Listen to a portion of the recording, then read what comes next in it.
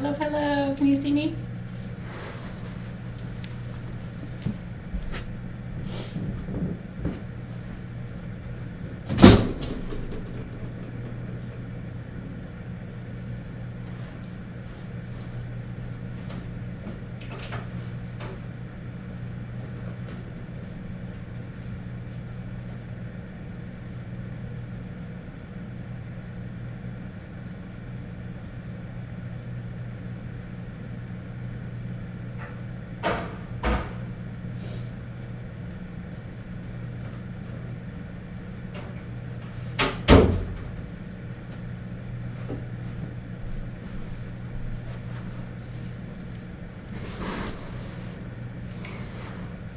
I'm making a grand entrance. Hi, everybody. I forgot my Lilith embodiment perfume, so I had to go get it. Now I have it.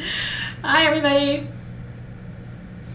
You hear me, but you don't see me. Now you see me and you hear me. Okay, good. I had to go get my Lilith perfume. I usually set up my altar, and I did today. I've got everything where I want it. But then, of course, you know,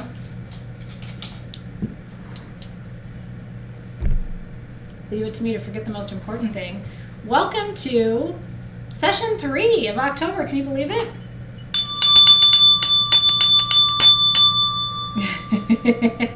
Oh, you're welcome, Lori. How sweet. It was an honor and a pleasure to see you today. I'm very happy that I got to see you. Debbie says I'm frozen. My system says it's working, so hopefully you guys can see me and I'm moving and grooving. Okay, we've got a lot of territory to cover, and I'm glad you love the Lilith embodiment perfume. It has that black hemlock in it. And it's funny because a friend of mine who's a distiller here in Los Angeles called me and said, I have this hemlock. I was like, come to me, hemlock. So I got a bottle of it, and it was expensive AF, but I'm glad I put it in there because it really transformed that perfume. Okay, good. You guys are clear and you can see me. Fantastic. Welcome to session 3. I couldn't be more excited for tonight, and I probably tell you that every time. I hope you know how much I love teaching you. I really do. It's the highlight of my whole week. Every Wednesday morning, my kids would tell you, I wake up and I'm like, it's teaching day. I really love teaching you. I love teaching in general. I've always been a teacher. It was my first chosen profession. But I really love teaching you. This is my favorite teaching time of my entire life. It really is. And you know, sometimes you're lucky in life and you get to do something great, but you only know it in past tense. Have you ever had that? Like you had a great job, and at the moment you didn't really appreciate it, and then later on you're like, that was a really good job. Have you ever had that? For me, I feel so blessed because I know how great my job is right now while I'm doing it. So anyway, thank you. I was really looking forward to today. God, I have so much to tell you. Where are we going to begin? Why don't we begin with a smudge? It's always a nice place to start. Isn't that amazing, Callie? Well, and I really appreciate all of you and your sweet comments. It's learning day, that's right. And I love to learn, and I feel like I'm a student of life. I mean, I learn things from all kinds of people. Some of the most important teachers in my life weren't teachers. I'm going to be burning some white sage today. Salvia apiana is the botanical name. Grows, and I'm going through some of this because some of you are new. Anybody, is this your first soul shift class for anybody? I don't think it is for very many people, but there might be 1 or 2 of you who are new, like today's your first class. So I want to welcome you in. I usually, when we have a big journey day like this, I like to burn some white sage because Salvia apiana, more than honestly any other herb or resin, just creates a blank energetic slate so that the energy that you raise is pure, the experience that you have is pure, and especially when we're working and we're doing journey work like we are today, which is intense sort of by design and definition. Is it your first, Londa? How cool is that? And for Catherine, what a great first class. And it's the first journey for Tiffany Woods, but not the first class, and for Agnes. So I just want to welcome you in and tell you I'm really glad that you're here. I love what I do. I feel really, really blessed. And so I'm glad that you're here. Okay. I'm also going to burn a little juniper with white sage. This is a different kind of bundle that we've gotten into our inventory at Sage Goddess, and I really like it because juniper is protective too. It's a different kind of protection. I find it, juniper is one of the big trees, the big grandfather trees, and it's got a very masculine energy to it for me.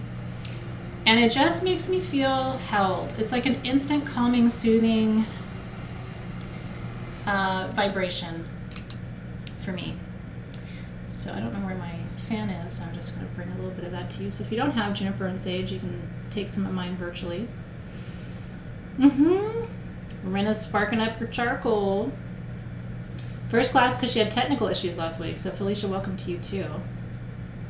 I did not put my crown on today because I forgot. I have had the busiest 2 weeks of my life the last 2 weeks, so I keep like forgetting things. Like I forgot to get my Lily Body Oil perfume. If you have your crown, I don't want to get up and leave you again. But if you have your crown, you should wear it. I'm going to wear mine next week for crafting, so I will make up for it then. So I'm going to get my charcoal going too. Maybe a little fire. That's not me. Bring the container over here so I can really get a good burn. So I'm burning some charcoal now because I'm going to work with our incense. I'm going to remind you that your incense is super big magic. This is your inner power incense. It has wormwood in it, it has gotu kola in it, it has sweetgrass and blue lotus.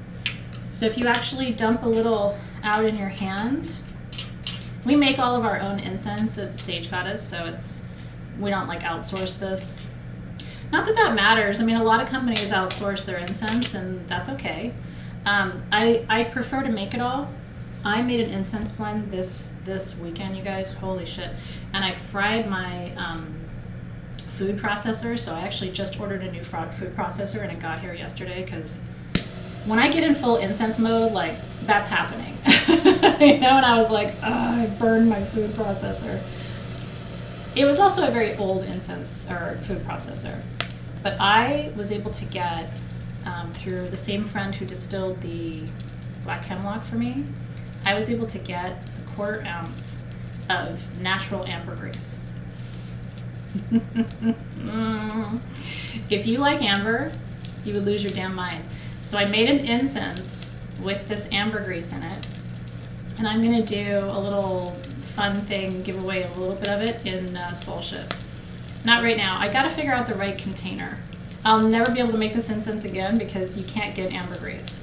He just had a 1/4 ounce, and he gave it to me.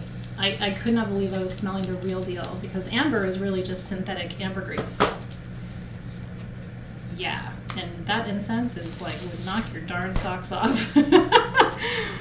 I think Broom sold out. I think so. Broom's the one that has all the flying fun.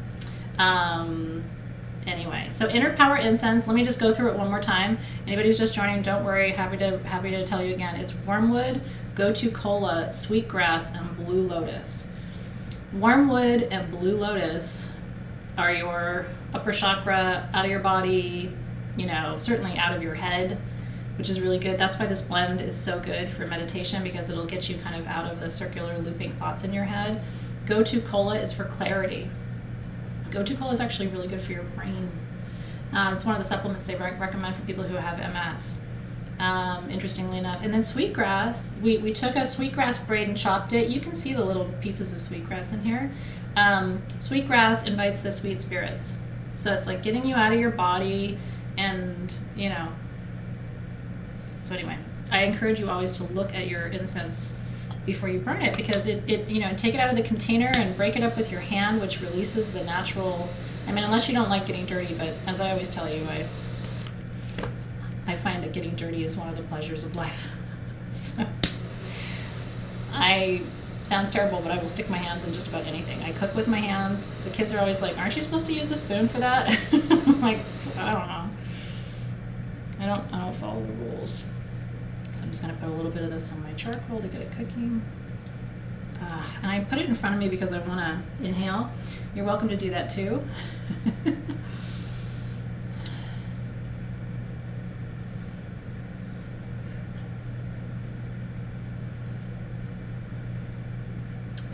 Get that party started. That'll be very nice.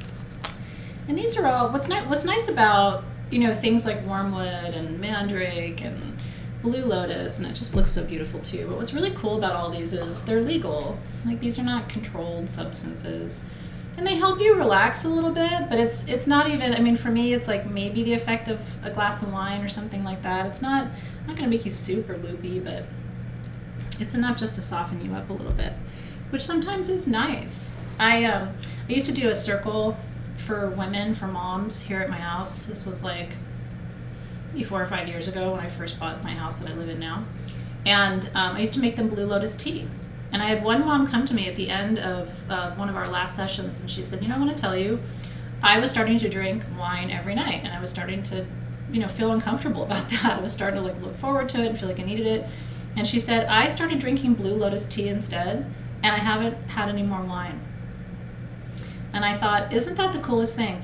We have plants, you know what I mean, that don't have the side effects and all of that. And she was like, that was if I got nothing else out of this women's circle every month, I learned that I have an alternative to my nightly glass of wine, right? It does. It takes the edge off. And the ancient Egyptians were buried with it. So, and Lori just got some mugwort tea. You're going to love mugwort. I think. I really like the flavor. So we'll see how you like it. Okay, so session 3. So we're going to start by, or I'm going to start by teaching you, I've got 2 things to share with you tonight. I'm going to teach you a little bit about Lilith, obviously, and then I'm going to teach you about Lilith and astrology. I would encourage you to look up, and you don't have to do it now, you can do it later.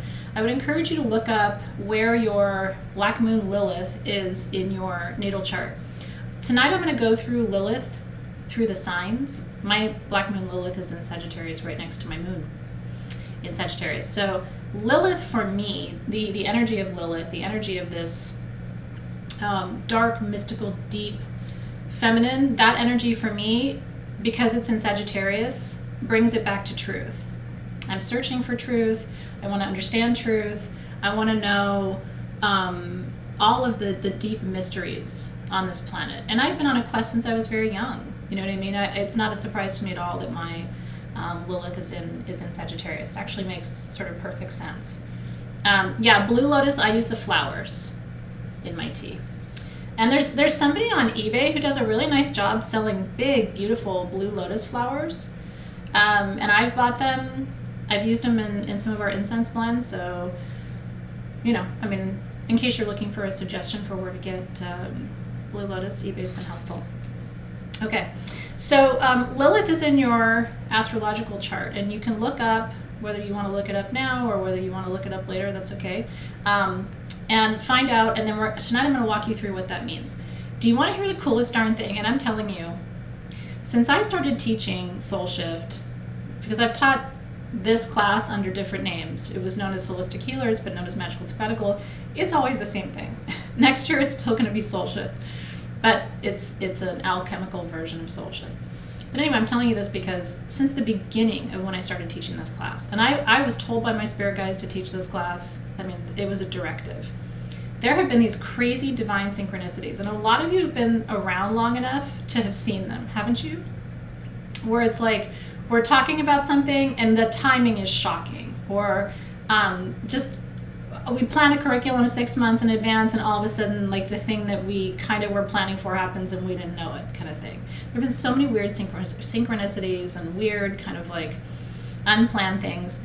Today, October 21st, 2020, Lilith transits out of Aries. Lilith has been in Aries. So I want to tell you something that's interesting about this. Lilith was in Capricorn. Well, actually, let me back up for a second. There's an A and a B and a C to this class. Here's the part A. We're not really going to be dealing with Lilith the goddess tonight. And the reason is and it's important, especially for those of you who are new, to know this. I don't worship the goddesses. I don't invoke them. I don't embody them. I set up altars and sometimes have their statues there, but it's for the energy, because I see them as archetypes that align to an energy stream. So when people ask me, well, it's weird that you worship goddesses or whatever, I don't really worship goddesses. Now, I don't judge people who do. There are plenty of people who do. They worship a goddess, they invoke a goddess, they ride a goddess, whatever they do. It's just not my thing. That's not my path. It's not my orientation. So that's why I'm telling you all of this, okay? Your Lilith in your chart looks like a little black crescent moon with a cross under it,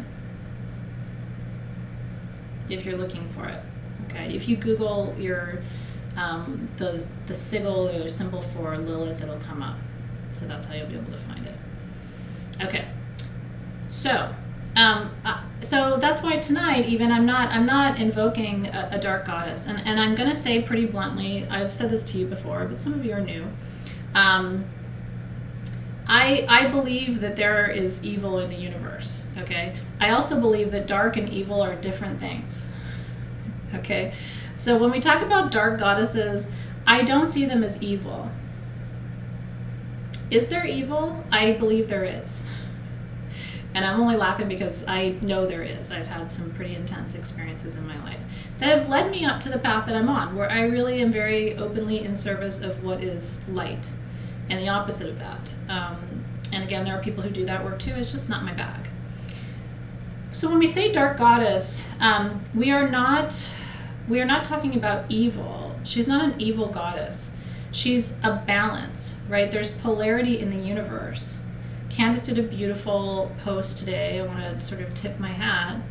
And a lot of what you guys have been posting about and sharing and everything has been so inspiring to me personally. So I want to tell you, when you join Soul Shift, I don't think you're just learning from me. I mean, there's so much wisdom in the group. She did a really lovely job. And part of what she was talking about was the Hermetic principle of polarity. And there is polarity in this universe. There is light and there is dark. It isn't just light and evil. You know what I mean? It's like, that's like going from A to F, okay? So when I say dark goddess, or you hear someone say dark goddess, or I'm working with darker energies, what that translates to me is I'm working with my shadow, I'm working with these goddesses who represent a balance to just surrender, acceptance, all of that. And truly, and maybe that's why, maybe it's partly my name being named after a warrior goddess. I don't think it's a bad thing to stand up for your rights and use your voice and articulate what you need and point to injustice and say, that's wrong. That thing over there is wrong. I don't think that's a bad thing. I don't think that's outside the bounds of being a priestess. I do think priestesses have to be much more measured in their analysis process. So sometimes people want me to come to a judgment really quick. And it's like, I think part of the responsibility I feel like I carry is that I have to go through a process to get where I have a formed opinion. And then I express that opinion. So the dark goddesses, I think, give us permission to allow the darker parts of us to be integrated. And if you stop and ask yourself, so in a tough spot in your life where somebody did something to you that wasn't right, or they mistreated you, or they judged you, or they discriminated against you, which is what I'm working through tonight in our journey, and I'll explain that in a minute. I was extremely discriminated against, and I had every right to be really angry about that. But I chose not to because I was afraid.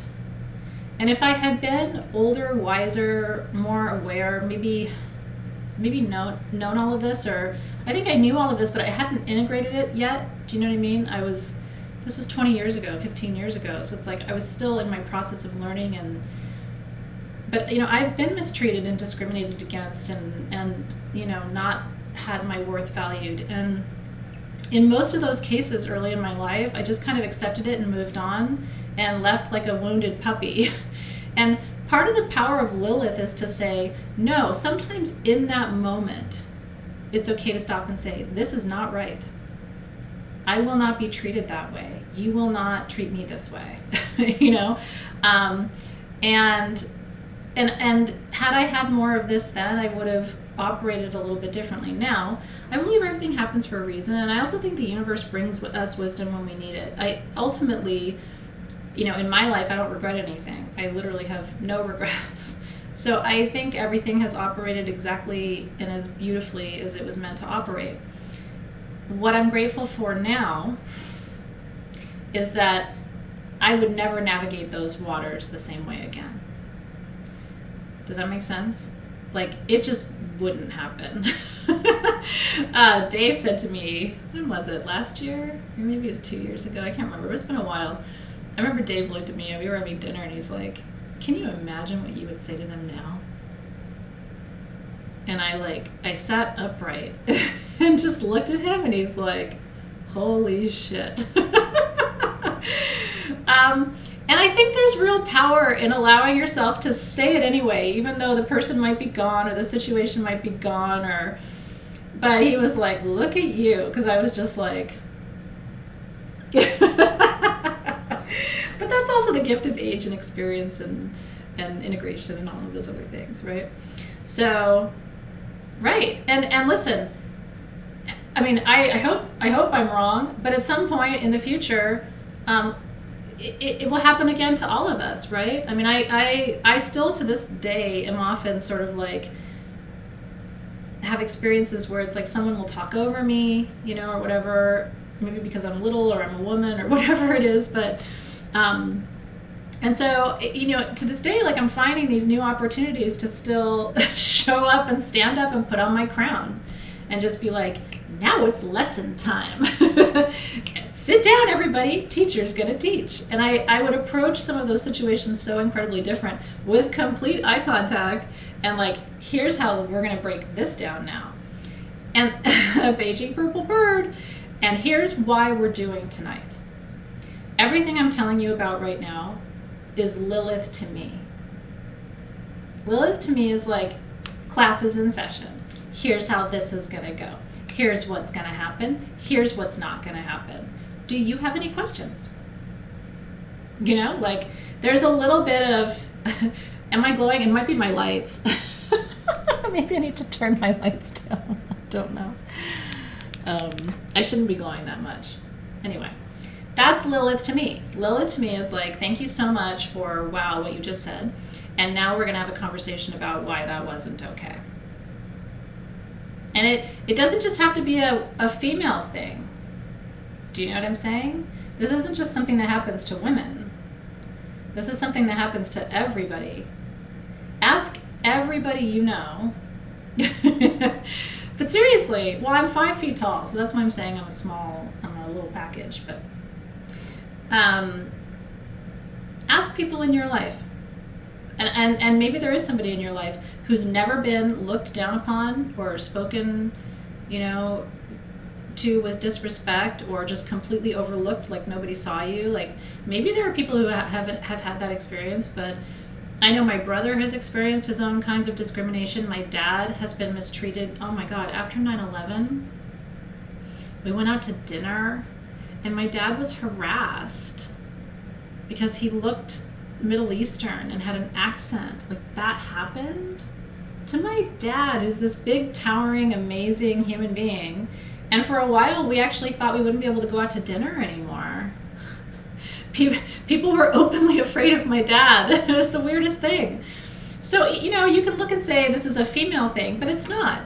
I sat there and witnessed my dad practically being harassed in public because he looks Middle Eastern and has an accent. What was his Lilith in that? Do you know what I mean? Like, where was that, like, where was his, and he said nothing, right? Because we were both so shocked. And both of us were like, no, what? No. Because you just, but it's a very real thing. If you hear people say that about what happened after 9/11, it's real. And it lasted for about a year. So anyway, what I'm saying to you is this isn't just a I'm a woman thing or I'm a young woman thing or I'm a, you know, whatever, small person thing. This is every person, every size, every background, every orientation at some point has had someone violate that. And now I hear you guys, you know what I mean? So tonight is about integration, right? This is the work that we're doing in sabbatical, or in Soul Shift. It still is sabbatical to me. This is the work we're doing in Soul Shift right now, is integration. And so tonight, for this journey, what I want you to do is I want you to choose, and I mentioned this early in the readings too, I want you to choose an experience in your life when someone stepped into your space and tried to take away your power, and you didn't do anything. Maybe because you were shocked, like I was when somebody thought my dad was Osama bin Laden. Maybe you were afraid. Maybe you were told to be quiet. You know what I mean? Maybe your intuition told you to be quiet. I want you to go back to that moment. Maybe it was in school with a teacher who said, well, you're not smart, or, I had a teacher tell me one time that I wasn't very smart, and that I was probably, I told you this too, that I was lucky my parents owned a restaurant so that I could have a job as a waitress. I didn't say anything. What do you say? I'm lucky that my parents own a restaurant because I'm not that smart, and at least I'll have a job as a waitress. So I could choose 100. I literally have 1,000 of these different scenarios. I just want you to choose one. And what we're going to do tonight is we're going to work with this energy to re-empower ourselves around that one dynamic, or that one situation, or that one place or pocket in your life. Okay? And I want you to choose something where you're ready to do the work. You know what I mean? If it's too soon, if it's too, if it's, you know what I mean? If it's too fresh and too green, like it just happened to you, that might not be the right thing either. It should be something you have some distance from. It should be something that you feel like you're ready to take on because you've processed it. Maybe you've talked to your therapist about it. Maybe you've done journaling in our class about it. I wouldn't pick a scab that like you've never thought about picking before. It should be something where you feel like you're ready to rename this, and to go back in and say, school's in session, and it's going to go like this, and you're going to do that, and you're not allowed to do this because I'm sovereign here, and do you have any questions? That's basically what we're going to do today. It's nuts. And what's really funny is, and Vanya, you can do one a day for 30 days if you want. It could be the 30-day pick your scab challenge, honey, and it could be every single day. First I'm going to pick this scab over here, and then I'm going to pick this other scab over here.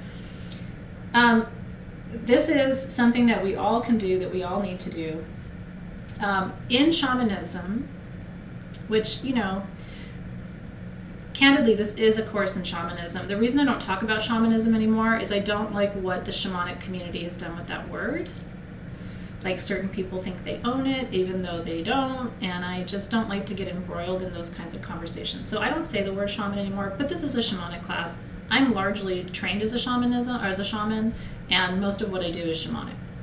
I just don't use the word because I don't think the word matters. But in shamanism, what we believe is, if you're going to continue to tell the same story over and over and over and over and over again for the rest of your life, it's like putting that thing on life support.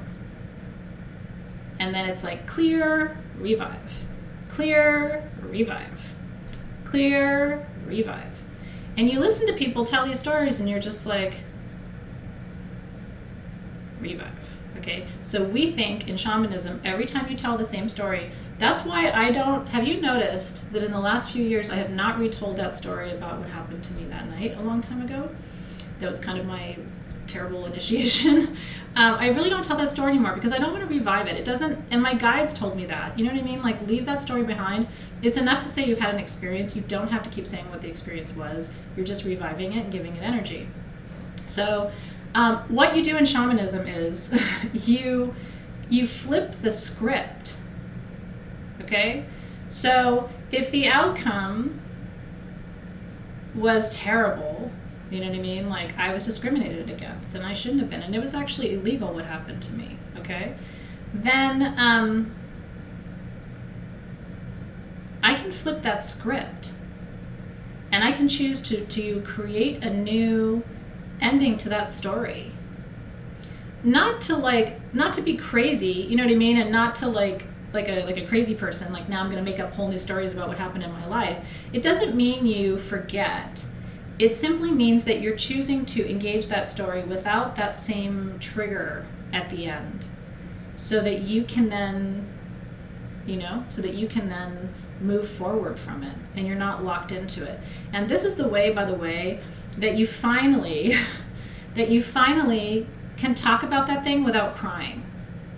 They say that when you're healed, you can talk about the worst things that have happened to you without crying. The one I'm working on tonight, I'm not there yet. I still tell the story and cry. I still wake up sometimes in the middle of the night feeling sad about it. I still wonder what if sometimes. I still have all of that stuff, which tells me I have work to do. And now I got to get in there and I got to flip the script.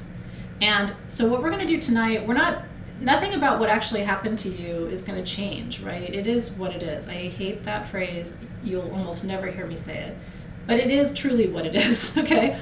What we're going to do tonight is give you the space to intervene, and either to finish the dialogue that should have happened, to stand up for yourself, do you know what I mean? Finally, with the players in the scenario.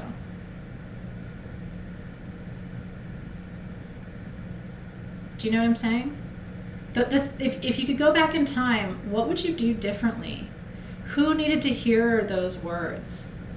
And I'm going to tell you something. When you do it, you release them too. And it's almost a kind of release of karmic debt, because you don't want to hold those people in bondage either. That doesn't do anything for either of you energetically. One day when you die, you'll forgive all of it instantly. You're not carrying your grudges from this lifetime into the next lifetime. You won't even be able to access them. They'll be so irrelevant to you. It'll be like thinking about that ant on that tree. You'll be like, why would I think about that ant on that tree? That's what it's like to cross over. None of this is ever relevant again. So if you look at it in that way, it's like there is some value. You don't have to forgive anybody, but you can make things right without opening your heart if you're not ready to do that. Does that make sense? So I just want to see if there's anything in the feed that I should respond to. It takes years. It's a long process. And that's the cool thing, Donna Simpson. It doesn't matter if the players aren't on Earth anymore, because this is multidimensional work. You have a meditation in your classroom called the Blue Room. It's just somewhat similar to what we're doing today, except you're going to stay in the process today versus backing out, right? Yeah, I love that. Karen Brown says, no tears, but a nugget of anger still at her and me for allowing it. It's time. And that little nuggets were still really valuable, Karen Brown, as you very well know. Because that little nugget can still become a seed that becomes a plant that becomes a flower. And nobody knows, right? So even the nuggets are worth going into. And so Lifeliner says, for me it was a legal situation. I don't believe it was right. Just how do I make that right? Mine was too. I mean, I didn't pursue litigation, but I should have, because what happened to me wasn't legal. And the way you make it right is, at least for your soul. Listen, for me, I didn't want any money or anything. I just wanted to feel like a human being. I just wanted to be treated fairly. And so for me, what will make it right is going into this meditation today and saying to her, what you're doing is wrong. And explain to her why, which I've never done. And here's how it made me feel, and here were the implications of it, and here's the other people you did it to too, and here's how it made them feel. And it wasn't okay. And I need to articulate that to you. That for me is good medicine. That's going to feel really good to do that in a meditation space. I don't want anything. I don't need anything. You know, my life has been quite nice, and I have moved on. But I still need a moment to be able to use that Lilith energy of this is right and this is wrong. Now all of this will make sense. So let me go back to what I was going to tell you earlier. And again, if you have questions, let me know, and I'll try to keep up with the feed to see. Can the other person be a parent from when you were a child? 1000%. I expect a lot of you are probably going to have parental situations that you're looking at. I don't have any lingering stuff with my parents, which makes me really happy. It's not that my parents were perfect people, but I've really made peace. I know they absolutely did the best they could. And so I'm very lucky because I don't have parental stuff. My stuff has all been strangers, you know, like non-family members. So this is what I think you're going to find interesting. Ready? Lilith was in Capricorn from November 17th, or November of 2017 until August of 2018. What is Lilith in Capricorn? And I'm going to walk you through Lilith and all the signs in just a second. Lilith in Capricorn is what the feminine or female legacy will be of its own power, and how to bring that feminine legacy into the workplace and strengthen it. Can any of you put your finger on why that would be significant? What was happening socially and culturally in the United States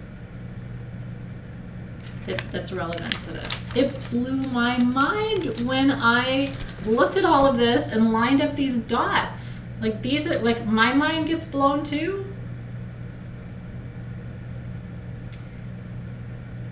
November 2017 to August 2018. The Me Too movement. Lilith was pissed, and she's in Capricorn. And so every wrongdoing to every woman in every industry, doesn't it give you chills? In every profession was saying, you did this, it wasn't right, you're going down. I mean, is it just me, or is that just like, holy, holy, holy, right? And so we saw it happen in the media, we saw it happen in every industry. Like doors cracked open, right? She had enough. And you can line it up. The wind was more or less, in some ways, out of the sails by then. Now, I haven't done the rest of the math to look at the amount of civil unrest we've had around issues of race and racial inequity in this country and where Lilith has been, okay? But the Me Too movement is clearly outlined and probably could have been predicted. Don't you think? They weren't going to let it happen because it's the legacy place. The legacy can't be that all of these perpetrators just go on their way. Fascinating. Okay. Super big chills. Okay. So, let me give you the quick story of Lilith.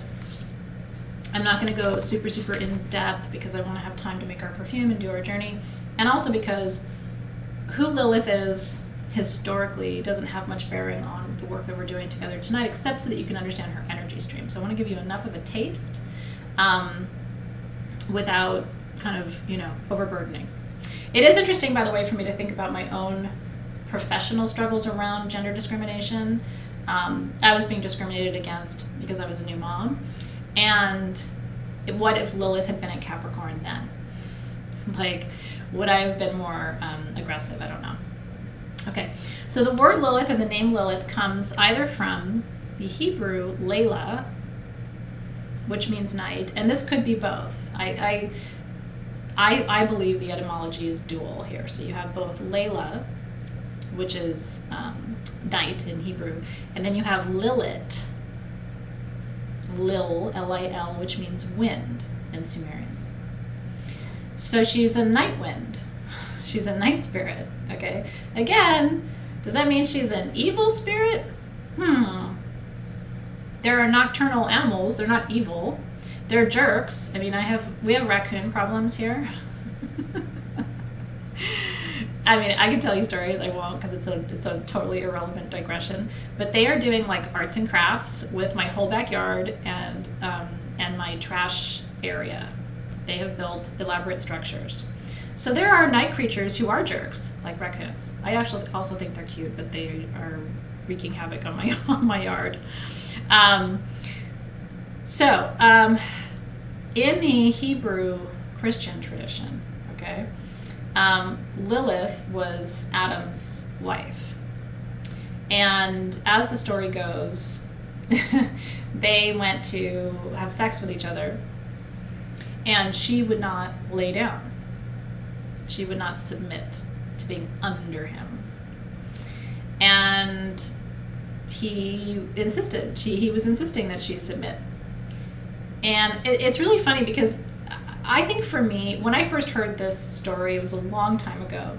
And I remember thinking, I've never really thought about the missionary position as being subservient. You know what I mean? It's like this whole thing of like, is that really saying that I'm lower and you're better or whatever? I don't know. But anyway, she felt it was that way. So she was not willing to lay under him. And because she felt like it meant that she was not his equal. And she wouldn't submit to him. She wouldn't follow his rules or basically do anything that he told her to do, because she was her own completely sovereign and separate being, and they were together, but they were not, the teeter-totter was not flipped, right? Okay. So she left. She was like, peace out, I'm gonna go find something else. And then, of course, the legend goes, because she's a terrible woman, right? Oh, she's bad. So now she's going to go down to the bad people and give birth to bad babies because she's a bad woman because she won't lay down, right? So this is where I struggle with, did she really give birth to demons? You know what I mean? Like, is that like a way of translating that what it means to be you're a evil spirit if you won't lay down or whatever? It's true. I'm out. So she went off to have a bunch of bad babies because she was a bad woman. And then God was like, okay, well, I have something else for you. And Adam wanted her back. Adam realized he had made a mistake, is how the legend goes. And she was like, I'm not coming back. So then God said, well, I'm kind of giving you the translation. God said, well, I have somebody maybe a little bit better for you. She likes to lay down. In fact, she's willing to be made out of your own body. And she's going to follow the rules, so we think, right? I mean, ultimately, she turns out she's bad too. Because women, they change their mind, they don't follow the rules, they're very scary, you never know what they're going to do, right? And so anyway, ta-da, you've got Eve. That's the very quick Judeo-Christian story. Now, the Sumerian Mesopotamian story kind of links her the same way. She's what they call the errant daughter of Anu, who was the original sky god from the Sumerian civilization. What we know today in our circles as the Anukim or the Anunnaki, right? So Anu, who colonized this planet, as that legend goes. Anu chose this planet because his civilization was dying, and in order to survive, they needed gold. And so Anu searched the universe for a celestial body that had a high enough proportion of gold that they could mine it and save the civilization. So they chose Earth, because Earth has a massive amount of gold in its crust. And so Anu colonized this planet and then created a race of men, slaves, because Anu got her and was like, oh, this is cool, look, there's all this gold. And then he was like, oh wait, it's in the ground, and that's hard. So now I'm going to create this whole race of men who are going to just mine all this gold out of the earth. And then the legend is that Anu's goddess daughters mated with the slaves and created this hybrid race of men who were the first people on the planet. Have I lost you? So to this day, this actually does connect to next year's Soul Shift program. To this day, and I've told you this before, we prize gold like nothing else on this planet. We believe it brings us prosperity and abundance.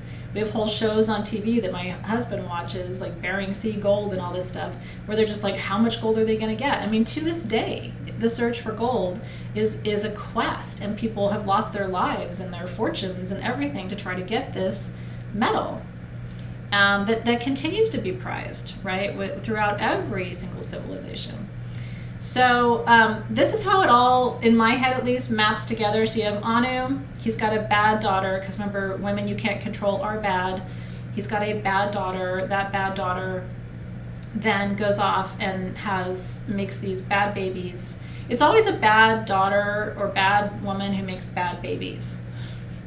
Or if she doesn't make her own bad babies, she goes and steals your babies because she's bad. So that is... tip my hat, that is your 101 of Lilith. Curse of Oak Island. She represents for me the primordial struggle, okay? For me, what she represents is the instinctual feminine. Yes, this works for me. No, this doesn't. For me, she represents, when you walk into a room and you can sense whether people have been arguing in that room, or when I interview candidates for jobs, I know in the first 5 minutes if it's going to work or not. And most of the time, I just will stop the interview. I'll be like, it was really nice to meet you. Thank you for your time today. After like 7 minutes, I know whether it's going to work or not. That's the instinctual feminine, and she represents the capacity to just completely trust it. Just to completely trust it. Nope, I don't like that person. Nope, that's not going to work for me. Nope, I don't want to eat that right now. Nope, that's not good for me.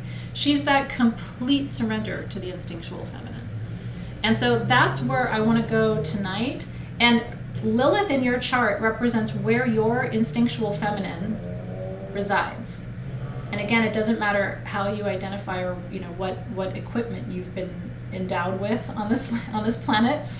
Everybody has a Lilith in their chart, and it's how the feminine shows up in you, because men have instinctual feminine. It's whether they trust it or not. Dave is at his best when he really trusts his instinctual feminine. Dave's is very powerful because his moon's in Pisces. So his intuition is oftentimes even as strong as or better than mine. But he doesn't always trust it, and so he makes mistakes. Right? She is goals, I guess what I'm saying. And I know that people would say I'm crazy to say Lilith is goals. I'm not saying, that somebody who makes bad babies is a goal. I am saying somebody who gets you deep in that instinctual feminine. I would love to see you live your life that way. Just quick, yes, no. And the more you do it, the more you'll feel into it. Should I cook that food right now? No. I'll do it later. No, that's not the right time. Yeah, I do want to do that. No, I don't want to do that. I would love to see you get more into the flow where it's just so easy to make those choices. When I see people agonizing and like, should I don't know, let me call my therapist, let me ask my friend, and it's like, well, I don't know, she told me maybe I shouldn't do this. And it's like, where's your instinctual flow? For 99% of things in your life, you already have an answer. You may not like the answer, and so you're looking for somebody to give you a different answer, but that doesn't count as not knowing what the answer is. Yeah, don't steal babies. That's not good. Although when poor Zoe had colic for 9 months, there were times where I was like, society is. I know. The bad baby stuff was really an exaggeration. I'm not saying that that's who she is, nor am I saying that that's who you are. so don't personalize that. Okay, so let's now talk about, here's the other thing with Lilith. Ready for a mantra? Are you ready for a mantra? I really would love to actually have this tattooed on me. I don't like that people doing tattoos in English because I think it's too obvious. I might look it up in Latin, or anybody might know it off the top of your head. Ready to know what I would like to put on my wrist? my needs first. That's Lilith. My needs first. Now, I'm not saying you can live that all the time, and I am telling you today, I pretty much put everybody's needs before my own. So, I don't do this every day. But it would be a nice reminder once in a while just to look down and have it say, my needs first. Put your own mask on. I mean, is that an empowering mantra or what? My needs first. Even though I didn't do that at all today, so I totally failed. But that's Lilith. Okay, so hashtag my needs first, because we can. I'm going to run you through right now, quick, dirty, high level Lilith through the signs, okay? So that later, when you look up where Lilith is in your chart, you can think about this. I'm going to give you a question for each one so that you can journal about it. It would be a great flash tattoo. My needs first. I want to put it right here across my forehead. My needs first.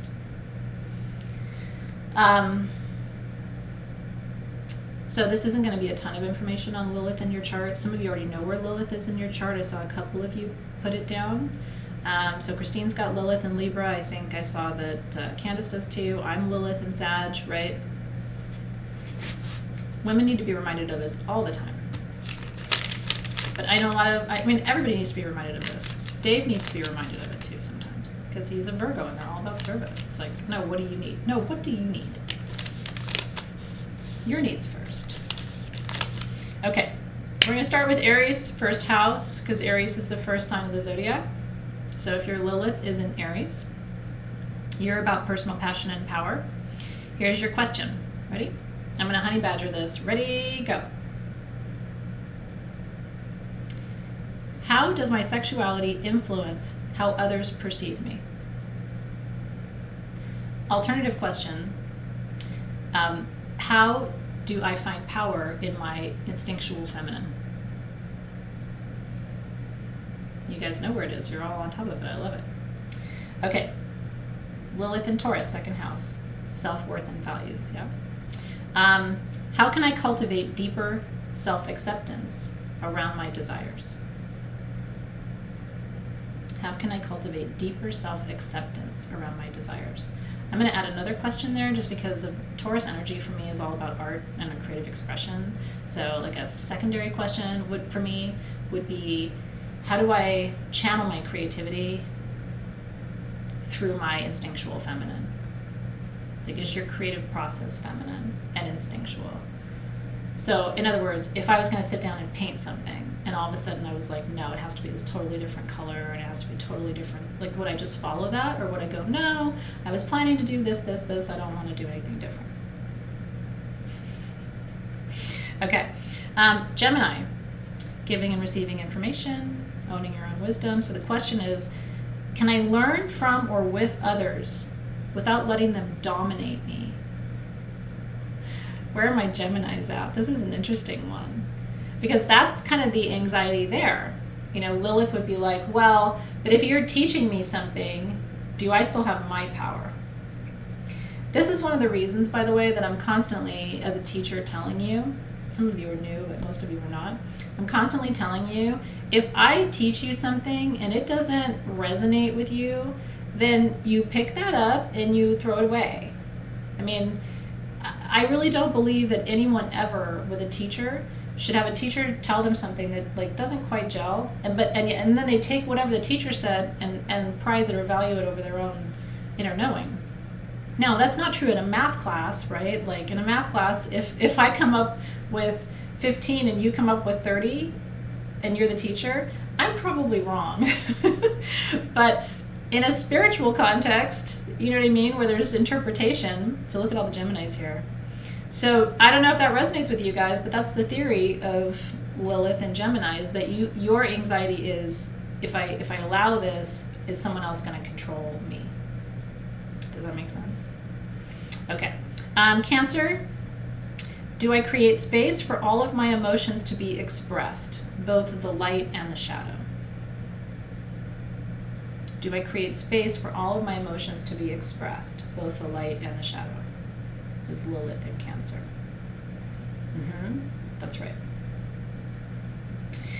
Leo, that's about internal artistic creative expression and leadership. Do I hide my creativity for fear of rejection? Leos don't want to be rejected, right? It can be their core wound is rejection. So Leos sometimes with the Lilith placement will not channel that. Like, I had a friend who had Lilith and Leo, and she wanted to do this, like, she wanted to do boudoir photography. She was a very sensual, beautiful person, and she had this idea for having a studio and all this stuff, and she was like, yeah, but what are my neighbors going to think, and what's my, weird, what my parents are going to think, and she just thought it was, like, not a good profession, so she totally didn't pursue it, and she should have. I think she could have created something really special if she'd followed it. But that Lilith placement in Leo will keep you from doing things because you're afraid that if people find out, they're going to reject you because it's too racy or it's too out there or it's too, yeah. Okay, Virgo, do I try to control my creative chaos? Lilith in Virgo struggles between I should and I want to. I think all Virgos struggle with this. Because Virgos are all about service, right? So I should do this, I should have this, I should create this. But then there's the desire. And Virgos will push that desire down under the service piece because they feel like their first, commandment is to serve. Yeah, and this will all be in your notes, by the way, so don't have anxiety about any of this. So Virgo's worried about hiding their creative expression because they don't want to be judged.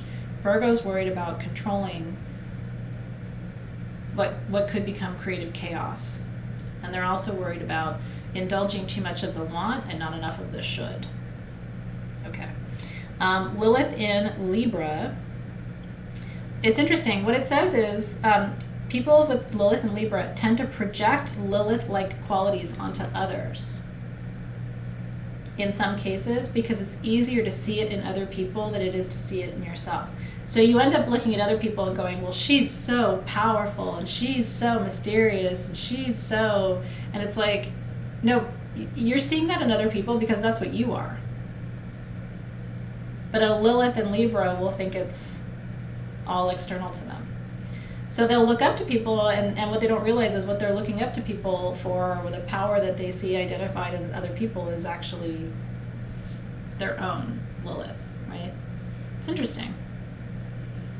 Yeah, who should I serve first? Which usually isn't you, right? It's very true. So how can I find Lilith within myself? Is the question for Lilith and Libra. How can I find it in me?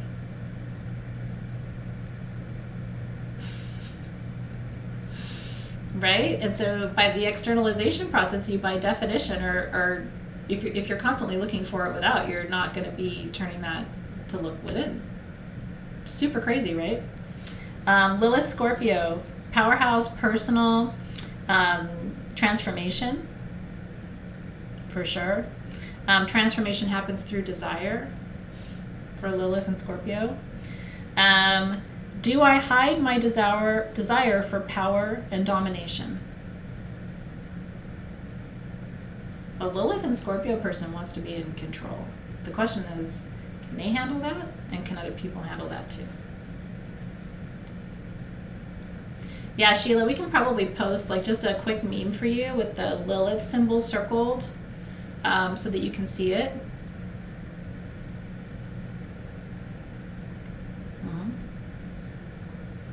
Okay.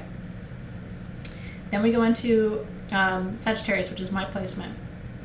Lilith leads with heart and seeks balanced truth. What is my relationship to the feminine in spirituality?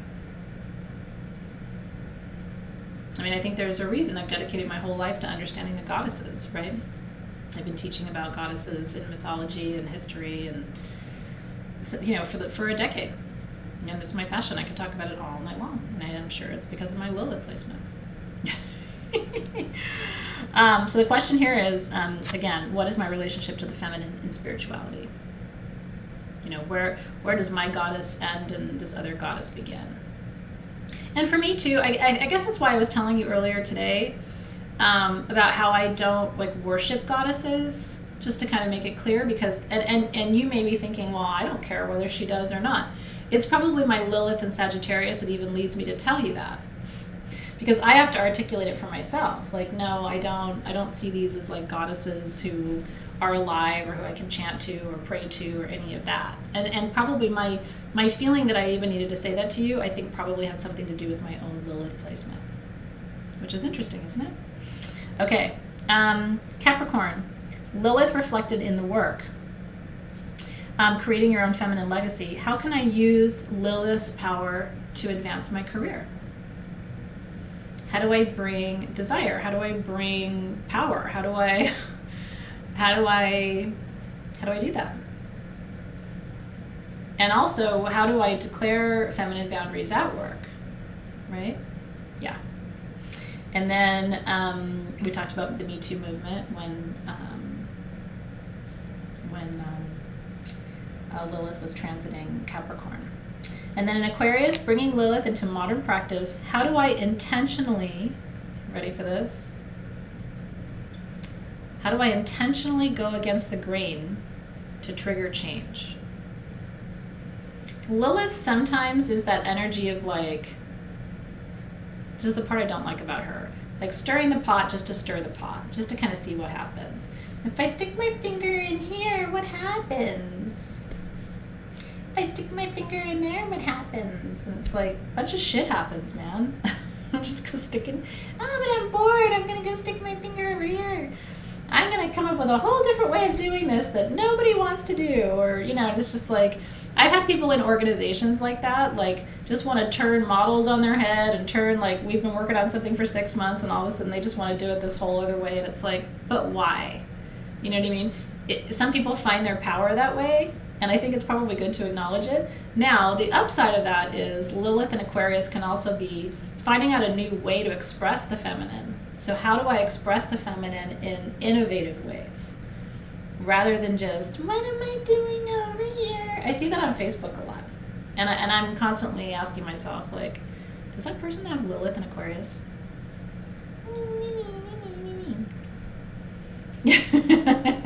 You stick your finger in a pie, you're going to get some filling. God, I sound like my grandmother sometimes.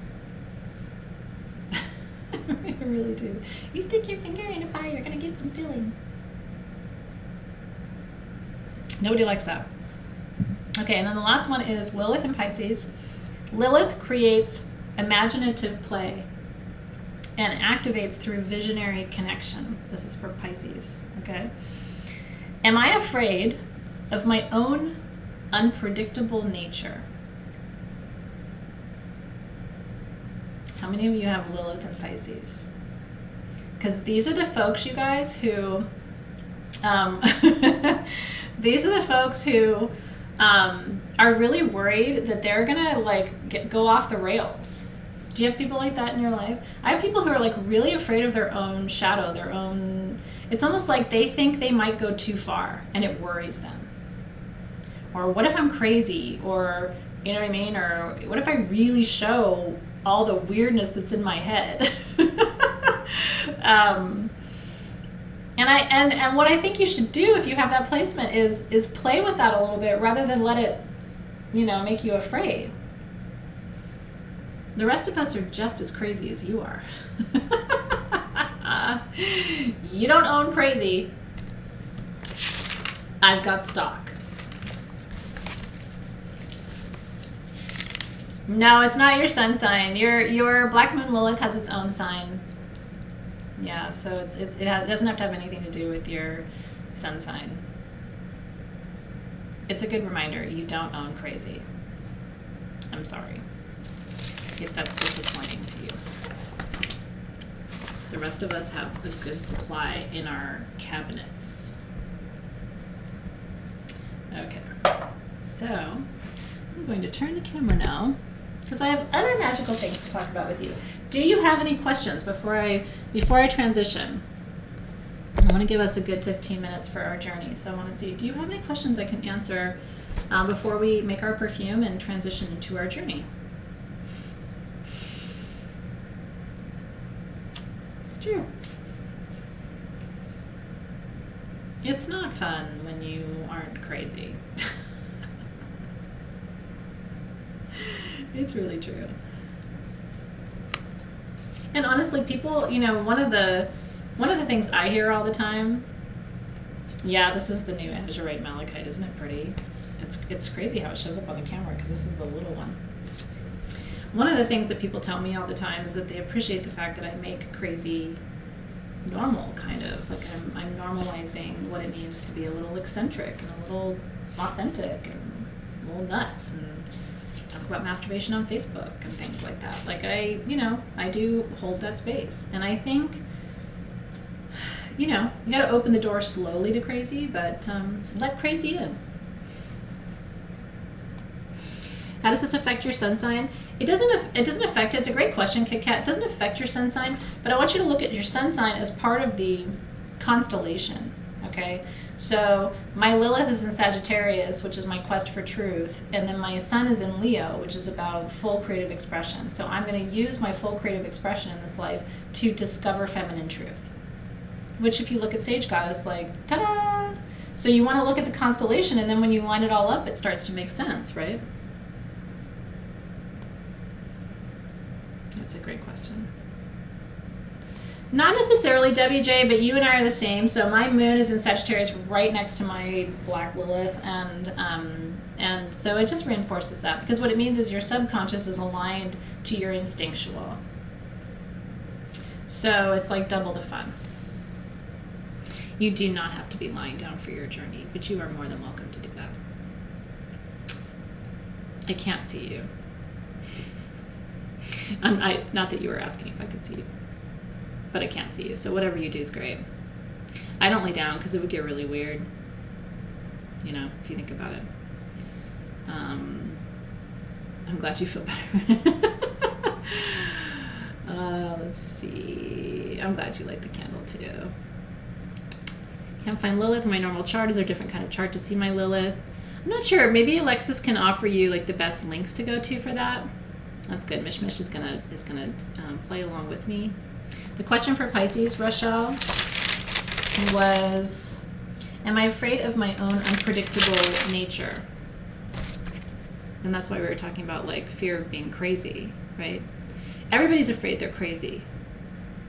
Very few people are. In fact, I've never really met somebody that I thought was crazy. Not really. But maybe that makes me crazy. Yeah, okay, that makes sense to me too. Okay, good. It sounds like you are good in terms of your questions, which is great. Yeah, so Tina Marie, I just mentioned that too. Yeah, they are. So then Lilith expresses itself through the intellect, Casey, when you have Lilith and Gemini. That's exactly right. Okay. All right, let's light our candle. I like it. If you missed your questions, not to worry. Alexis took notes, so you will not miss out on a thing. It will all be there for you. If you're new, Alexis takes notes during every class. And so that's just so that you can sit back and relax and enjoy, and you don't have to be stressed out or, my vision for these classes is that you just really relax and enjoy the ride and just listen and engage, but you don't have to take notes because we do it for you. I can't, the way I learn, and maybe it's because I have a little bit of attention deficit disorder, I can't take notes and really listen at the same time. It's very hard for me. Sometimes I can process through writing, but if you really want me to listen to what you're saying, I have to really listen to what you're saying. So I just kind of assume other people learn that way too. And what do I do with my incense? Here it is. And so I like to just give you that break, Plus it gives you your notes in a typed format, so. And then I encourage you, if you do like to take like your own kind of notes with just things that maybe, your own reflections, it allows you to focus on your thoughts and not what I'm saying. And then you can put them all together in a notebook later. Yeah, so Catherine, I would just say sit with the question, you know what I mean? Because Lilith in Aquarius is about bringing that feminine instinct to create change. So how do you do that? Are you the person in your organization or in your family who tries to come up with creative solutions that are more open-ended and more intuitive in nature? You know, there's a lot of different ways to look at those, at the placement and the questions, and bring it into your own, into your own world too.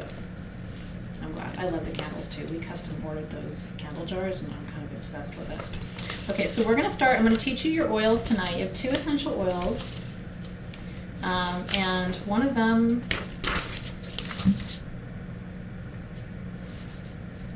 let's see how well you know me.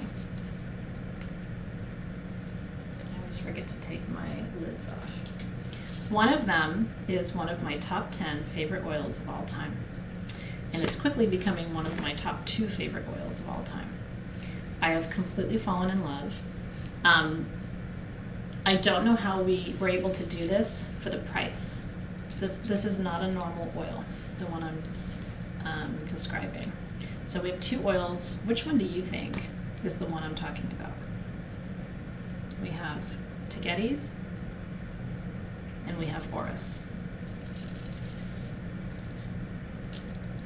A little pop quiz time.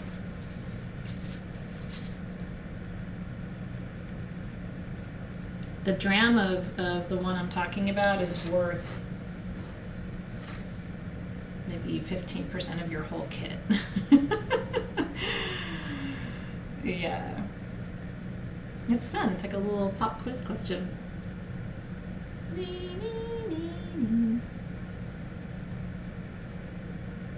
Okay, it's the Orris. It's the Orris. Now, I gave you both of them because they both have important properties and I can't just give you one oil. But Orris is one of the most expensive and rare oils on the planet after agar wood. Yeah. Interesting. Tagetes is special. It's not Orris. Okay, let me teach you about the oils. Tagetes, which is a beautiful oil, comes from Madagascar. You can also find Tagetes in South America. Tagetes is for divination. It's related to the marigold. It's part of the marigold family. So it also induces memories of loved ones, childhood. It brings prophetic dreams and psychic powers. Tagetes instantly relieves tension and anxiety, which is part of why I had you put it in this blend. It's an offering to the dead. It is a very powerful, by the way, insect repellent. So it's a good one. If you have any left, I would just tuck it in your travel bag. I have a little pouch in my travel bag that just says, repellent. And I have little drams of all different oils in there because depending on what country I'm in, I travel a lot when I'm not in a pandemic. And depending on what country I'm in, I find that different oil combinations work better for getting rid of pests. Let's see. Is there anything else I wanted to tell you? No, but it's a great one for ofrendas to put on your altars for your loved ones. If you make ofrendas at the Day of the Dead, Tagetes is a good oil to include there. You can even put fresh marigold flowers out and just anoint them with just a couple of drops of Tagetes oil, and then you'll smell that fragrant. And add some calendula, which is also another form of marigold oil. Isn't it beautiful? Okay, so that's Tagetes. Orris. Did you know that Orris is iris essential oil? Do you know the flower iris? Do you like it? I love irises. I think they're so beautiful. So Orris is iris essential oil. It is, and if you're missing an oil, by the way, not to worry. Alexis will take care of you in the feed, and we'll have it sent to you, so not to worry. Okay, so the first oil is Tagetes, Tagetes, and the second oil is Orris, Orris, and that is iris essential oil. Orris is incredibly rare. It is considered a moon plant and helps with divination and dream work. I used a little bit of Orris in Fautini perfume. I don't know if you got that one yesterday or today. That's the one I made in honor of my dad's mom. It's the last one in my matriarch series. There's a little bit of Orris in there as an homage to her because she was so intuitive, and rare and special. I thought I finally got some Auris Absolute in, and I was like, that goes in Fotini. It opens your heart to heal emotional trauma, and so it's Auris root, okay, that creates this oil. The Auris root takes 3 years to produce about 2 or 3 inches of root. So to produce this oil would have required about 10 to 20 years of growth. That's why it's so rare. Did you get Fotini? That's why it's so rare, because you can only harvest the root, and the root grows about that much a year. Isn't that incredible? Oh guys, it's like candy. It's like sticky, awesome, sexy candy. It reminds me, my grandma used to have this candy. It was like a violet candy when I was little.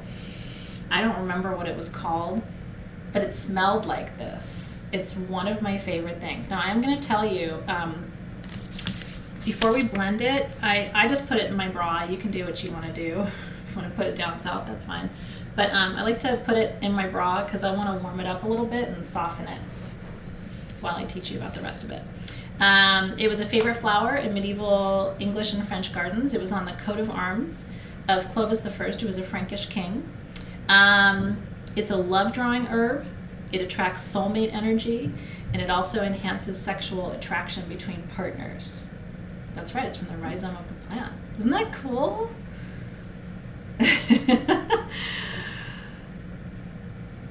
Yeah, we're gonna have some interesting stuff next year. But Auris, I have to say, was one of the things I was most excited about for this year. Now your plum kernel oil, this is the first time we've worked with plum kernel as a carrier oil, which I think is really fun. This comes from Asia. The Chinese word for plum is li, which means clinging radiance. And it's a life-giving force. It's got a very subtle scent to it. It's anti-aging, did you know?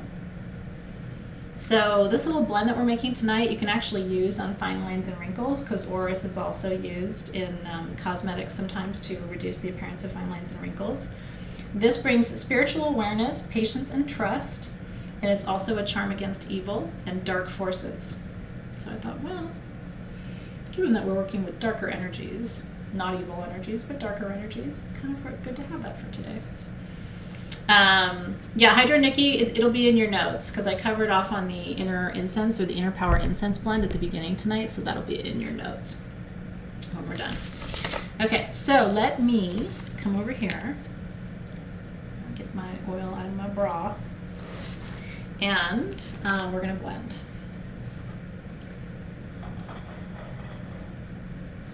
Okay. Your Lilith Embodiment Blend 2, we're going to work with both of these perfumes in our journey tonight, so have everything with you.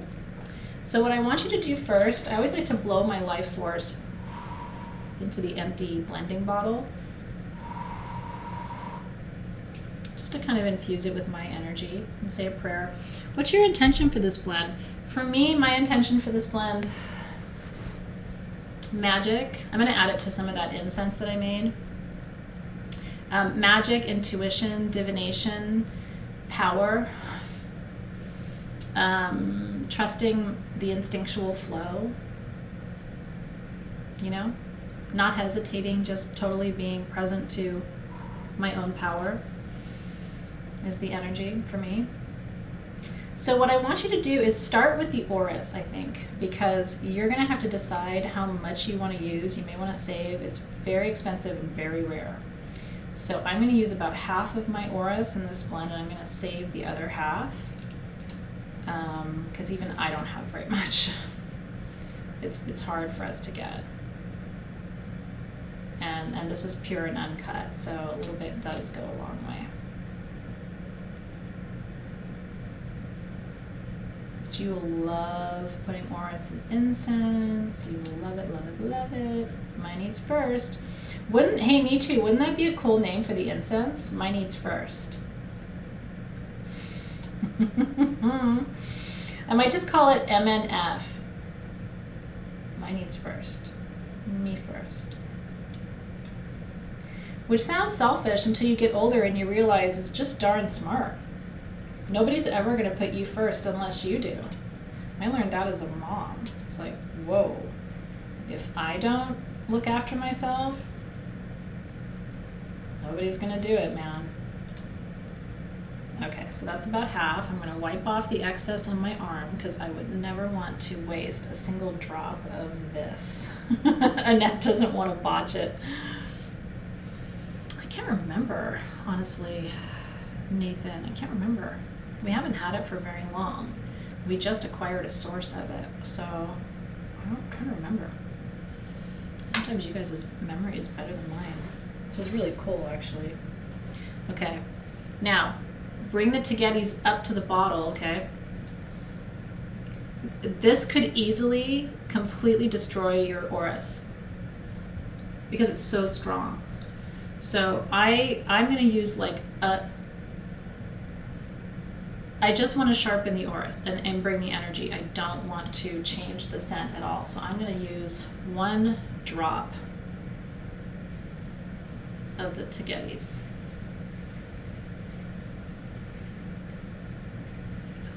Put 2 in there. Yeah, oops. I should have used my dropper. I'm going to have to put just a little bit more of the Oris in there to fix it. Poop, I didn't want to do that. That's okay.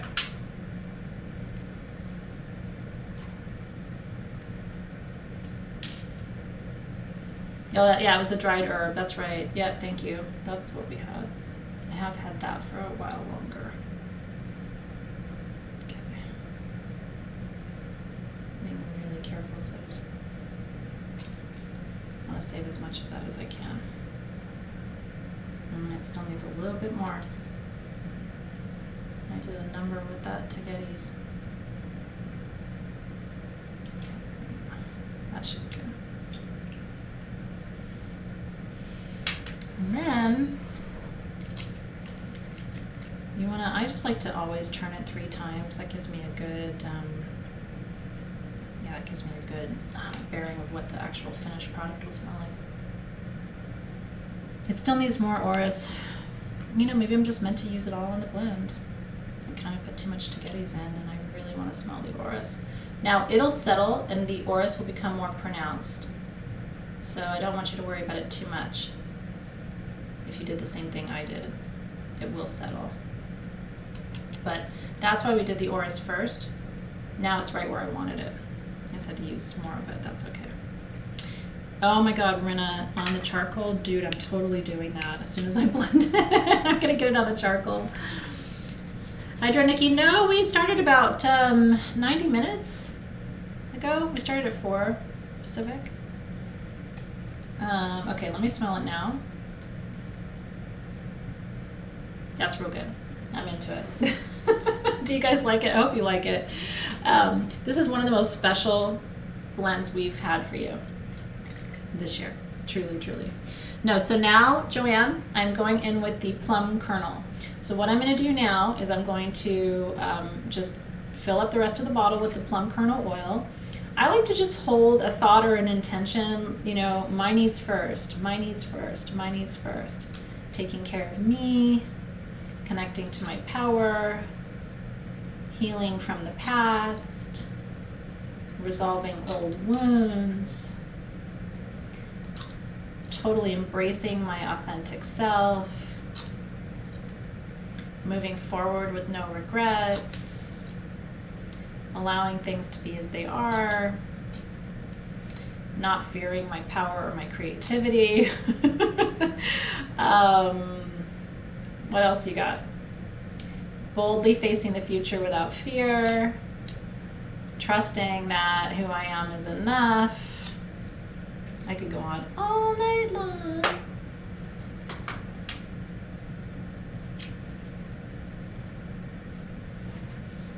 I wish I could make this for the shop, but there's no way. It would be so expensive. This bottle would be like $30, $40 probably.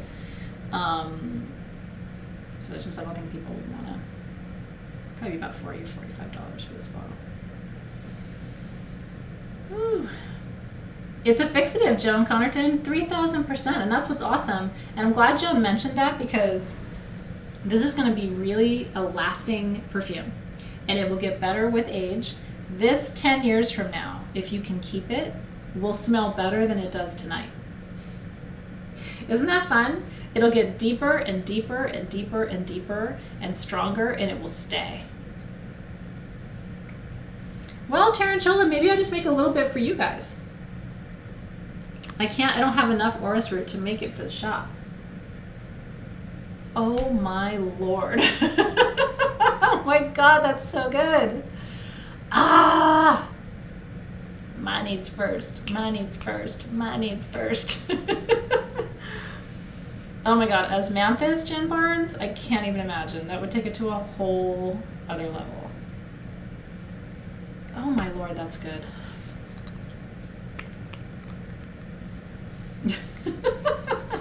To boldly go where no man has gone before. Well, so let me see if I can make a couple dozen bottles. I don't imagine it's a lot of you who'd want it. But let me see if I can make just a couple dozen bottles, and I'll talk to my team about it. Keep in mind we just moved, so they may not be able to do it right away, but they probably can do it at some point. Now what I want you to do, if you have your Lilith embodiment blend, I want you to... Oh my God. Oh my God. Now add your Lilith embodiment blend. You're gonna lose your mind. That might be my favorite thing ever in the history of SG. Oh my God.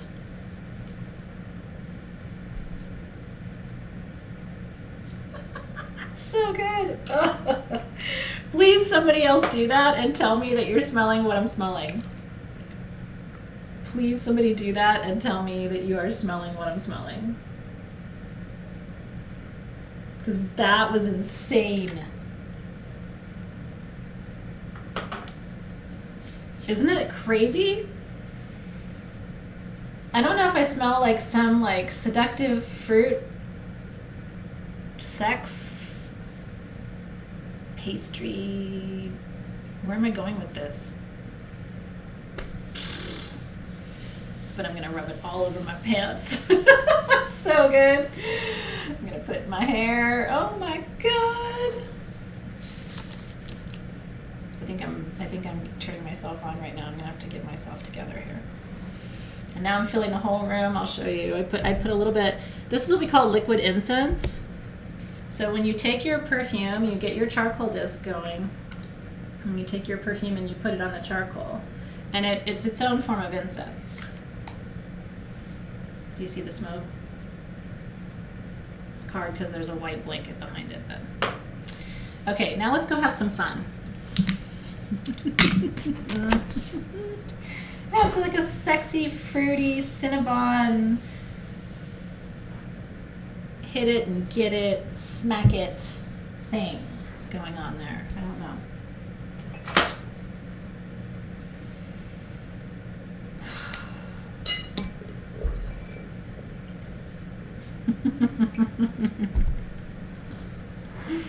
I'm a sexy fruit fritter, says Elisa. That's a good one for your hair too. Isn't it so good, Laura Winkle? Oh my God. I'm sorry. It is sincere excitement. It is. It totally is. Oh my God, it's so good. I'll see what I can do to make it for you. Maybe I could take. Maybe I could take Lilith. I think what I might do is take Lilith embodiment perfume and add the orris and the tagetes and the plum, and then just call it My Needs First, and see if I can make a couple dozen bottles of that, because it's nuts. It should have a pretty strong smell, Joanne, especially if you added the tagetes, because the tagetes is really strong. The orris is soft, so if your palate is subtle, the orris might kind of pass you by, but the tagetes pops it, so you want to add a little bit of the tagetes to it, and then the okay. So I want to begin the process of softening now, so we can go into our journey space and do our healing work for tonight. And one of the things I want to have you do, I want you to find the the sort of webby, little flappy piece between your thumb and your forefinger on both hands. This is a very important spot to connect to for lots of different reasons. It's good if you have a headache, but it also, when you touch it, stimulates the vagus nerve. It's one of the sort of portals of vagus nerve energy in your body that you can touch. And so in that practice, in that tradition, it's called the gate.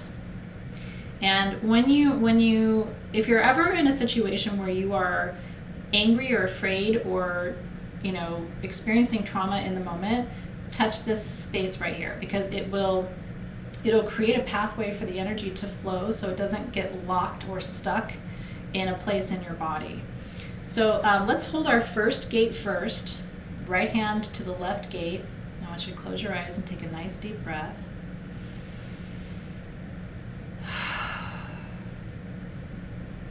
And then let's go left thumb to the right gate and take a nice deep breath.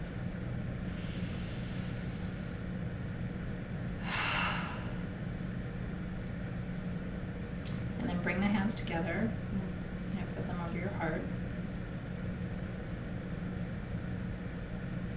And then bring your hands to your knees with your palms facing up. So I want you to imagine that bright, beautiful beam of light extending out of your left hand, as it always does, reaching around our community tonight, crossing space and time. And that energy will come back to you in your right hand. And as it does, feeling both of your hands warm just a little bit, as the energy flows and expands through your system. Taking this chance to sit up nice and straight, roll your shoulders back so that diaphragm opens and the energy can just flow freely through that central channel. We want to welcome in the guides and the guardians into the ceremony space with us tonight as we prepare for this brief journey, but one that's important. And so beginning with the guides and the guardians of the East, we welcome you in for clarity tonight, helping us to connect to the energy of our previous experience from a place of clarity, a place of conscious awareness. We welcome you in to create spaciousness around our thoughts relative to this situation or this experience, helping us to see it from a new perspective. And we give thanks and welcome in the guides and the guardians of the East. And to the guides and guardians of the South, the Fire Gateway, we welcome you in tonight, helping us to shift and transform our perspective about the past so that we remove the trigger and the stinger from these experiences, helping us to integrate them in their complexity, in their beauty, seeing them truly for what they are. It's just learning experiences along the way. We give thanks and welcome you. And to the guides and the guardians of the West, the Water Gateway, calling you in tonight for really deep emotional healing around these experiences, helping us to flow past the obstacles to healing tonight so that we can once and for all have an entirely different orientation to this moment in the past. We're ready. We welcome you with gratitude. And to the guides and the guardians of the North, we ask you to come in, hold our hand, stand steady with us as we do this important work. Help us to be brave and strong. Help to keep us grounded and tethered, connected. We give thanks and welcome you. And then just welcoming in the guides and the guardians of the vertical channel, the upper world, middle world, and lower world, connecting us with our angels and ascended masters and teachers in the light, connecting us to each other in this now moment, and connecting us to the bones, the planetary matrix, all history, wisdom, and mystery. We give thanks and welcome in the guides and guardians of the vertical gateway.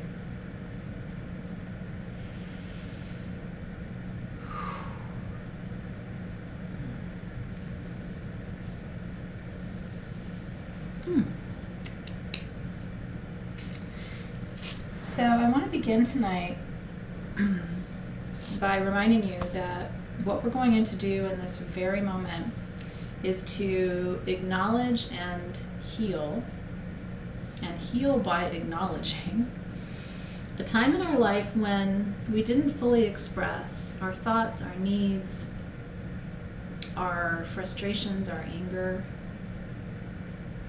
about what wasn't fair or right. And maybe you couldn't, or you just didn't want to, or you didn't know how, or you didn't even know that you could. But now you do. And so I want you to pull up that experience in your mind. Travel back in time with me to that year. Spirit guides accompany us on this incredibly powerful journey tonight back to that place and time.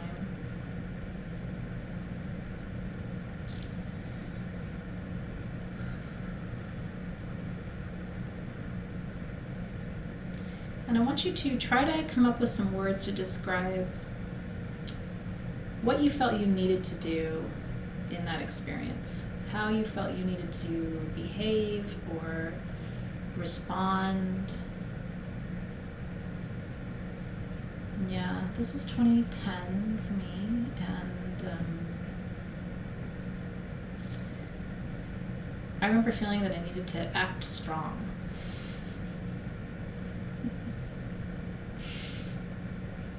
So let's go back to that time.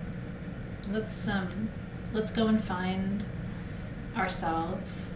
Let's track back to where Athena was, or where Lisa was, or where Sheila was. Okay? Let's find her. Let's find him. Let's find them. Maybe you can find them in one of the rooms where they would have been in, or where it actually happened, or almost like you're just peeking in now. But you're witnessing. You're not that person anymore. You're just witnessing now. Just a compassionate observer with a little more wisdom.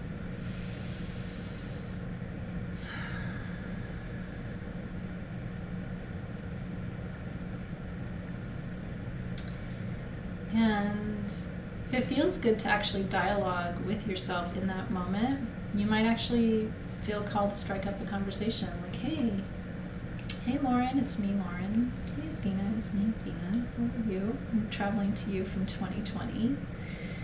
And I'm here with a gift, which is an opportunity for you to say what you need to say,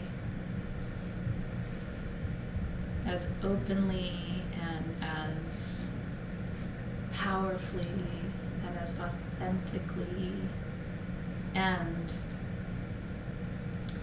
you will be heard, and you will be understood, and you will be received, and you will be respected. So again, just one more time, what we're doing right now is we're going into a time when you did not feel something happened and you did not feel authorized to express yourself or to respond or to articulate your needs or your feelings. And now we're taking that opportunity to step back into that moment and take that opportunity now. And so you can be the one who comes to you and says, it's safe here. I promise you. I'm coming back to you now to find you and to offer you this space. And so as I rattle for you now, which is sloughing, I'm going to slough, okay? As I slough off of you now, I want you to give yourself the chance to say to you.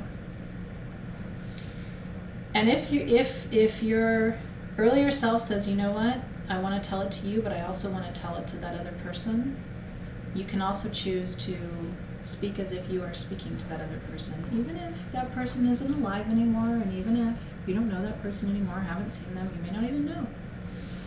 But I have found it's very powerful and enough for me to say it to me. So you choose how you want to handle this, but you are creating for yourself, your younger self, a completely open, loving, and accepting container to hold this tonight. as you're ready. And so as I rattle, let her, let him, let them talk. And you can talk out loud if you want. And you say, you can keep it all inside. And let them talk. Let them say. And if the tears need to come, let them come. Because that's the pathway to healing.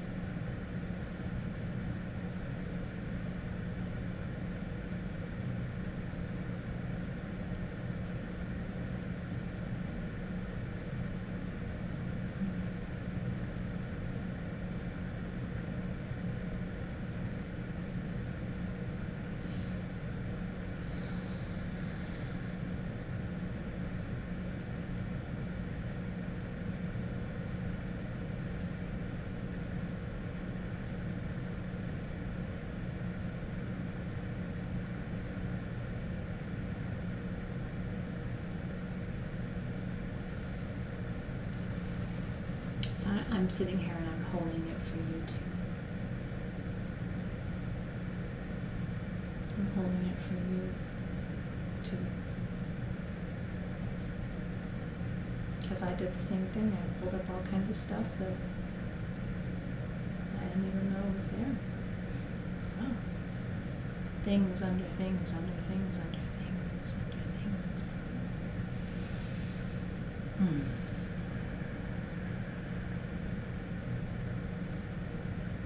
That's right. And so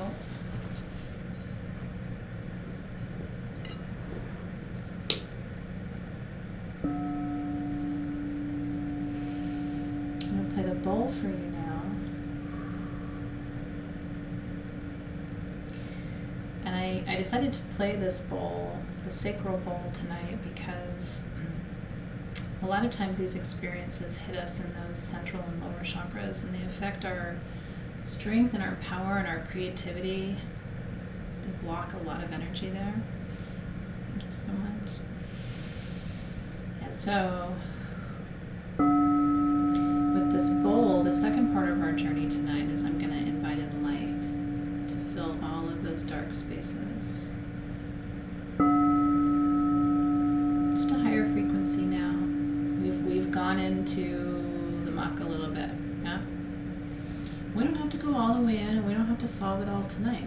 But you uncovered some really interesting insights, didn't you? Layer of that onion, maybe.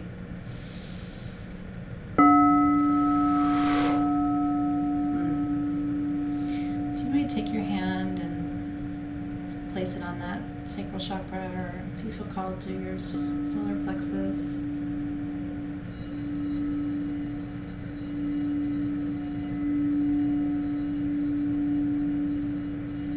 Now I want you to feel, you anointed with the flower of the sun tonight, right? To get it.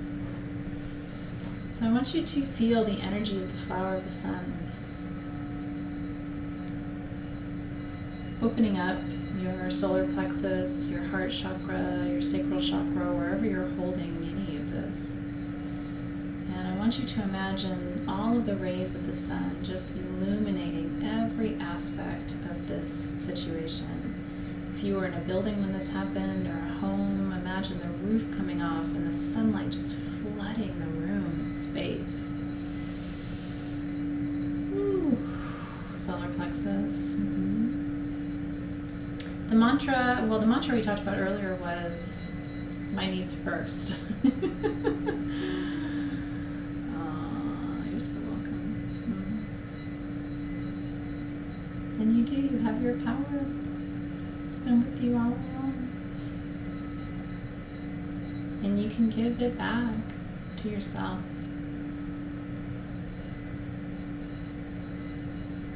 I feel like the other mantra tonight is never again. Don't you think? Never again. And maybe another mantra is, I forgive myself. I did what I could at that time, with what I knew and what I thought was right and what I was told, right? I did what I could. Now I know better. So now I do better.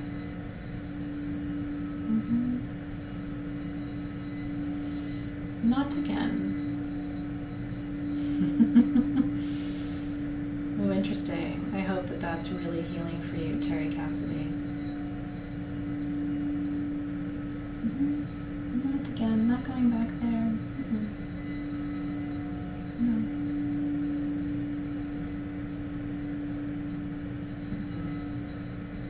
And by the way, you guys, right this very minute is how you heal the root chakra.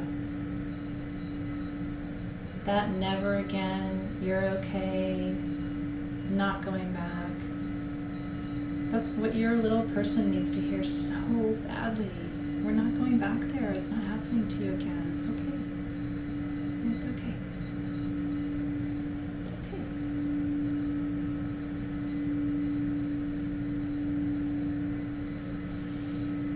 And all of a sudden you feel safer in your body, right?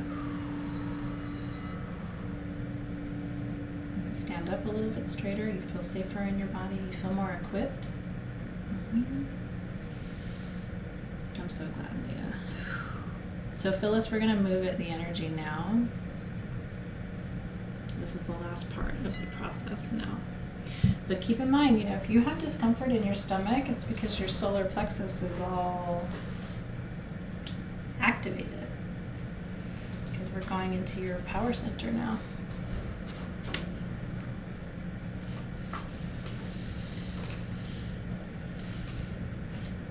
This drum's bigger than I am, so it takes me a minute. Now we're going in to complete the story. This is the final step.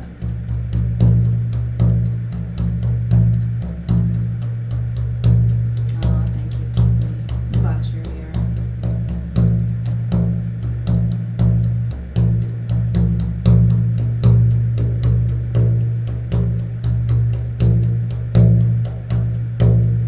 Now I want you to give yourself permission.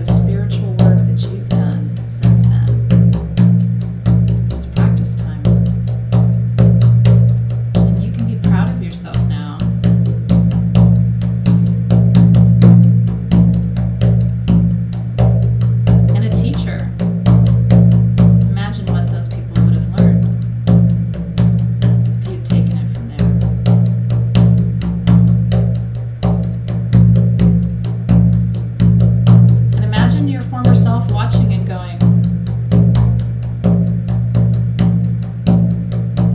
Look at her go. Didn't know you had it in you.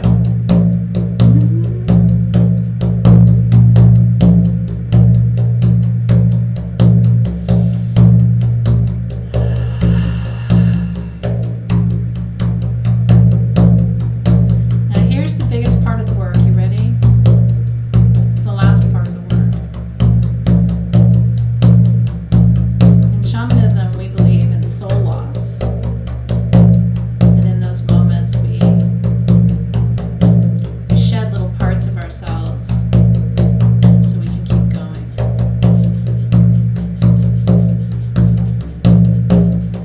So we retrieve.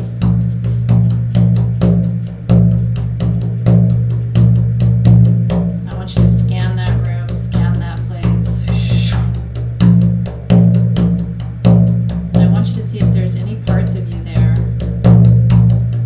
that you left behind. You might look around and say to the people who are there, "Excuse me while I find what I'm looking for."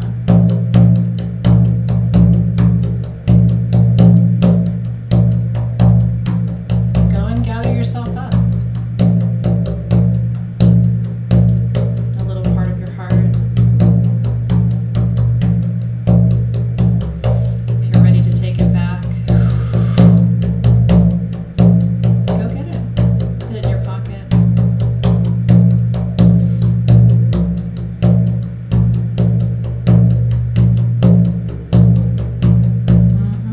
I see you guys. I love you.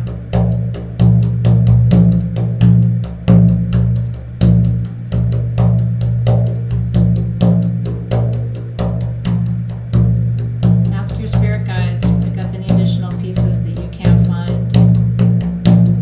Return them to you.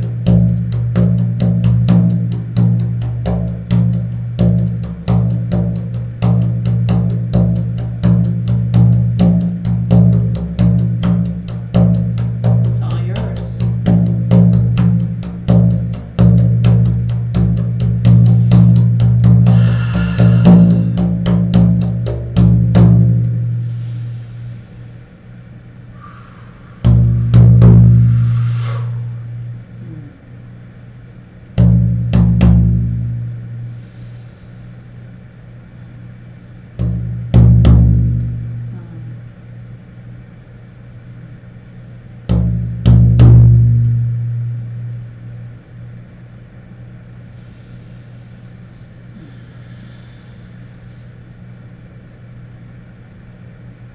Do you have everything you came for? If I was with you with my shield, that's what I would ask you. Now, do you have everything that you came for? Good. We can go.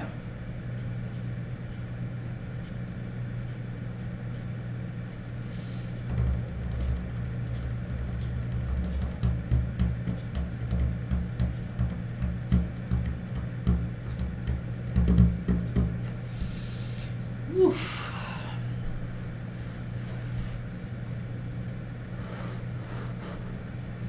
I love it. Do the journaling, do the drumming, or just lay and receive and relax and allow. It's however you're processing right now is so good. Oof.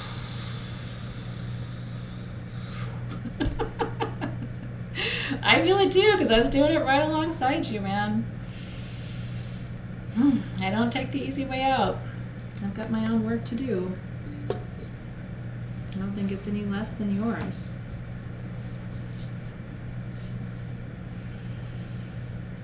I want you to take your hands and rub them together. And then I want you to make contact with the floor and lean in there. You might turn your hips from side to side just to kind of, again, we're working the vagus nerve, and we are creating new pathways for this energy to move through so that nothing gets held in the body. So all of this energy has to just completely move through. Now, here's the first test, okay? Think about that person now. Think about that moment now.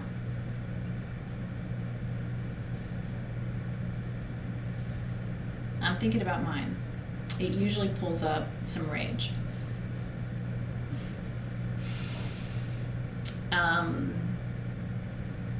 I don't feel that now. I almost feel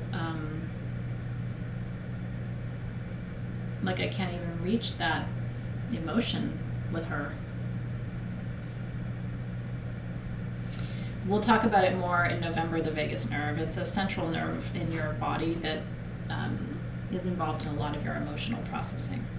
So hang tight, we'll get there. And it might not be, the trigger might not be completely, or the stinger might not be completely out, but do you feel just a little bit of like, because sometimes this much distance is a quantum leap. It depends on the situation, right? But sometimes this much distance is like everything that you need for your healing, right? Just a little bit.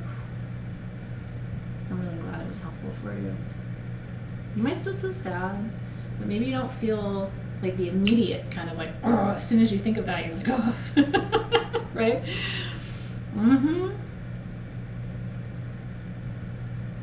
Just zips up a little bit. Mm-hmm. That's right. So, one of the things that's really cool about this is it's recorded. You could do this once a month. And what I will tell you is sometimes you have to go back into the same thing 4 times, 6 times, 8 times, 12 times. And each time you're like, well, I didn't remember that. Like, I remembered a part of this tonight that I'd completely forgotten. And I was like, woof. I mean, I literally had a whole separate memory that I haven't thought about in 10 years. So what you find is each time you pull like the layer of the onion, right? It's like there's something else right underneath it. And that's, Jess, the tears are running energy. So tears, your body only has 5-6 ways to release energy. It can burp, it can fart, it can cry, it can get really hot and sweat, it can yawn, and it can shake. So that's what your body can do, right? So, and if you're ever in a medicine circle, you'll see people farting and burping and shaking and sweating and crying, and it's just like everybody's just processing their energy in their own way. Whew. It's true.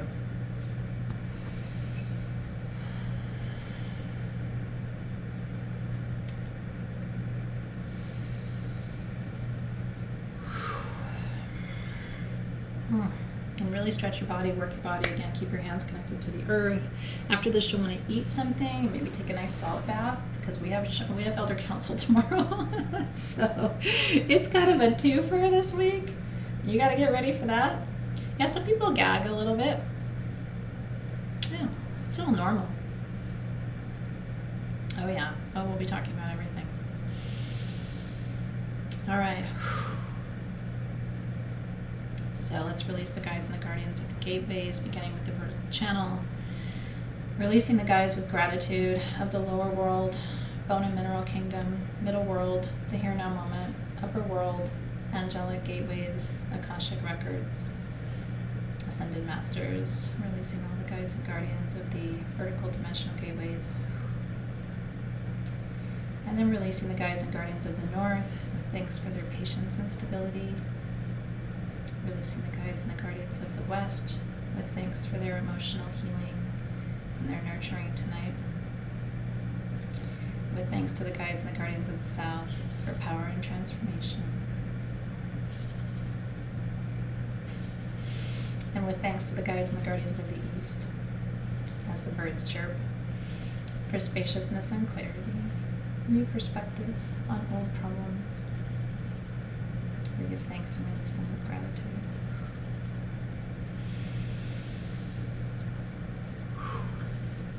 Thank you so much for being here tonight, you guys.